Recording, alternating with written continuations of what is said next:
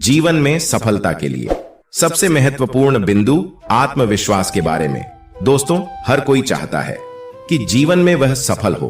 अपने कार्य क्षेत्र में मेहनत और काबिलियत का महत्वपूर्ण स्थान होता है, परंतु यदि हमारे अंदर आत्मविश्वास नहीं है तो हमारे द्वारा की गई मेहनत और हमारे काबिलियत का कोई बहुत ज्यादा महत्व नहीं रह जाता है, क्योंकि हमारे अंदर जो काबिलियत है वह बिना आत्मविश्वास के बाहर नहीं आ सकती। इसलिए व्यक्ति का आत्मविश्वास होना बहुत आवश्यक है। यदि व्यक्ति आत्मविश्वासी होगा तो वह किसी भी क्षेत्र में सफल हो सकता है।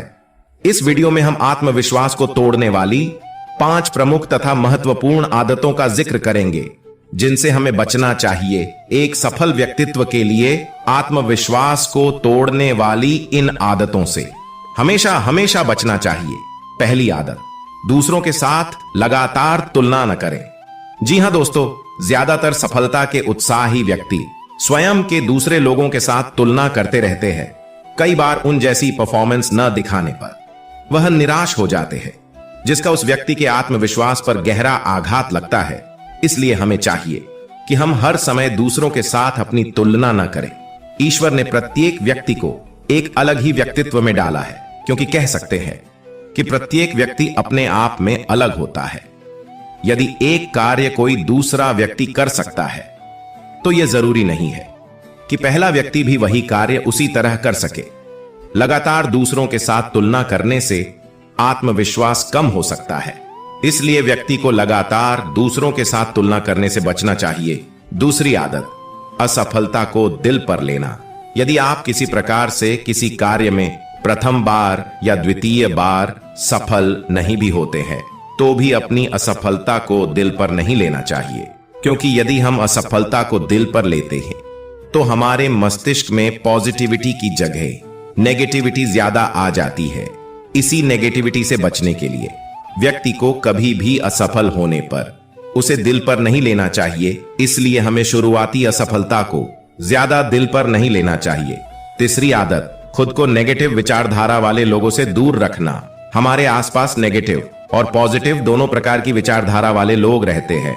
कुछ लोग ऐसे होते हैं जो हमारी असफलता को भी सफलता की ओर बढ़ने के लिए प्रेरित करते हैं, और कुछ ऐसे लोग भी होते हैं जो हमारी असफलता को बार बार भुलाने का प्रयास करते हैं और हमें निराश करते हैं। ऐसे नए नेगेटिव विचारधारा वाले लोगों से अपने आप को हमेशा हमेशा बचाना चाहिए, क्योंकि कहां भी गया है कि जैसा करोगे संग वैसा चढ़ेगा रंग।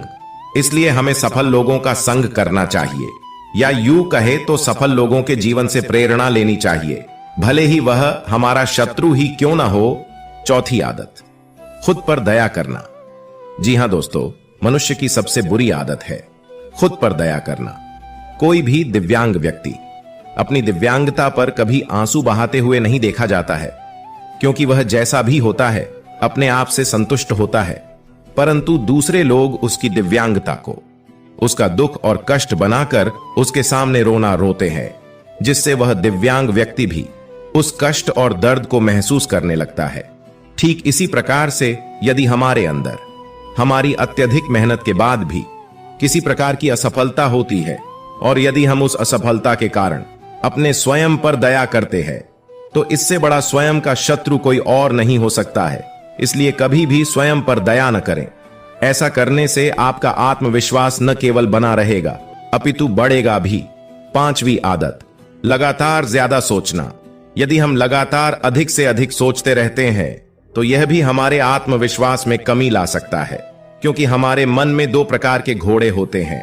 एक घोड़ा सकारात्मक सोचने वाला और दूसरा घोड़ा नकारात्मक सोचने वाला। यदि हम लगातार सोचते रहते हैं तो कहीं ना कहीं हमारे मन में नकारात्मक सोचने वाले घोड़े की पावर बढ़ती है। जिस घोड़े को ज्यादा पावर मिलेगी वही अपनी तरफ हमारे मन को खींच ले जाएगा। लगातार ज्यादा सोचने से नकारात्मकता की ओर हमारा मन चला जाता है, जो कि हमारे आत्मविश्वास को कम कर सकता है।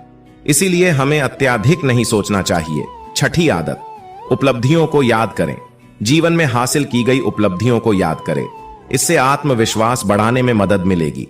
व्यक्ति को एहसास होगा कि वो अपने बारे में जो भी खराब सोच रहा है वो उससे कई गुना अच्छा है।